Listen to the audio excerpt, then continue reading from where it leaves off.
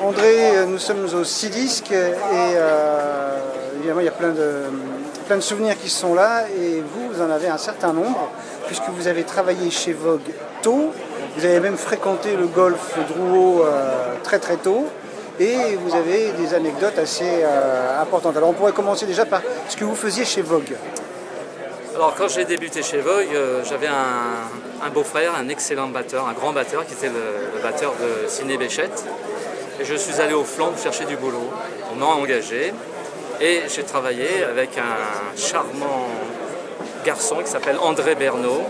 Et j'étais chargé de faire le montage sur bande magnétique des séances qu'on recevait, où on coupait le chef d'orchestre en train de dire 1, 2, 1, 2, 3, etc.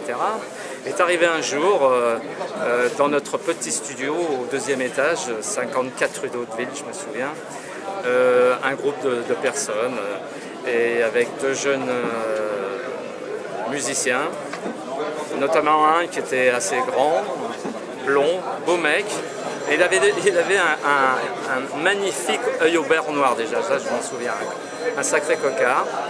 Et puis il a fait ce qu'on appelle une espèce de casting, quoi. Et c'était n'importe quoi, il se roulait pas par terre, mais c'était mauvais, quoi.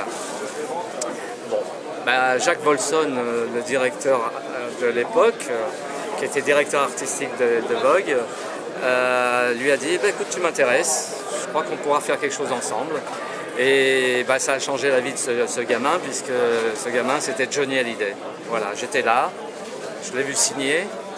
Moi j'avais quel âge j'avais? J'avais 1 an de plus que lui. Et comme on était les 2 gamins de cette école, de cette maison, il venait me voir tous les jours. Et puis, sachant que je jouais de la batterie, j'étais un jeune batteur à l'époque, il m'a demandé, il m'a dit ça serait bien si tu venais jouer de la batterie dans l'orchestre que je vais former, ça serait sympa, tu viens avec moi, tu viendras à la maison, je te donne ma carte. Alors il m'a donné sa carte, puis un jour je suis allé chez lui, je crois que c'est au 13 rue de la Tour des Dames, au 1er étage.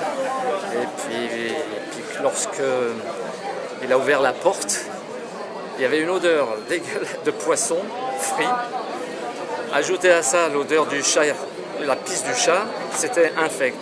Bon, on a été dans sa chambre et en fait sa chambre, elle était très réduite. Il y avait d'un côté un piano droit, de l'autre côté son lit, et puis sur le mur, les photos des stars de l'époque. Elvis Presley, bien sûr, James Dean, Brigitte Bardot, Paul Anka, enfin bref. Et on a répété toute l'après-midi ensemble, tous les deux, et puis de temps en temps, on buvait un petit coup. C'était gentil, c'était de la flotte, hein. Et puis il regardait la photo d'Elvis Presley, et puis il faisait les mêmes gestes que lui sur la photo. Enfin, voilà ma rencontre avec Johnny bien avant qu'il soit le grand chanteur que l'on connaît maintenant, parce que entre ce que j'ai connu moi et ce que l'on voit maintenant, on peut dire que c'est le patron. Quelle chanson il avait joué à l'audition? Aucune chanson qui a été enregistrée finalement. C'était même pas. Je crois que c'était des trucs de Elvis Presley. Voilà. Ensuite, ils lui ont donné des chansons, Laisse tomber les filles ou Laisse les filles, voilà, etc., quoi. Mais on se voyait tous les jours, hein, il me montrait les photos qu'il avait fait. Il était très, très, très content.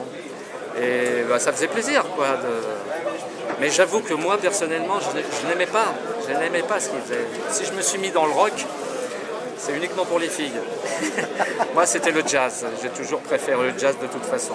D'accord. Mais voilà. Et alors chez Vogue, après Johnny, vous avez fait d'autres choses chez Vogue? Oui. Bah, dans les moments où il n'y avait pas trop de concerts, de galas, bah, je suis allé, comme je les connaissais bien, j'étais assistant photographe chez Vogue. Et on faisait les pochettes de disques. On a reçu les Kings, les Everly Brothers, etc. Pierre Perret, enfin toutes les chanteurs, chanteuses de cette époque-là, quoi. Voilà, j'ai travaillé là-dedans comme assistant photo. Et vous avez fait des photos ailleurs aussi? Oui, c'est exact. Pendant 2 ou 3 ans, j'ai été le photographe. Après Bob Lampard et Pierre, comment il s'appelait? Pierre, c'est un photographe. J'ai oublié son nom. Et j'ai fait pendant 2 ou 3 ans photographe au club, au golf de Rouault. Bon, j'étais un peu débutant quand même, mais ça plaisait à Henri Lecroux. Et on a fait un deal, ça se disait pas à l'époque, mais tu me fais des tirages et puis moi je te laisse prendre des photos autant que tu en veux, tu pourras même les vendre, etc. etc. Et j'ai un fonds de photos de milliers de... Oh oui, on peut dire de photos du golfe de Rouault qui sont totalement, à part une dizaine, inédites, qui dorment encore. Et j'attends de trouver un associé qui pourrait m'aider à faire un livre.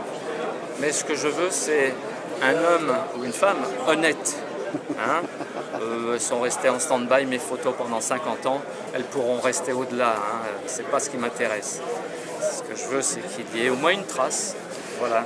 Ok, et pour revenir à Vogue, vous avez quitté Vogue quand? J'ai quitté Vogue lorsque j'ai accompagné notamment un chanteur de chez Vogue qui s'appelle Michel Page. Ensuite, j'ai accompagné Françoise Hardy, Alain Barrière. Enfin, j'ai repris le métier parce que voilà. Voilà. Merci.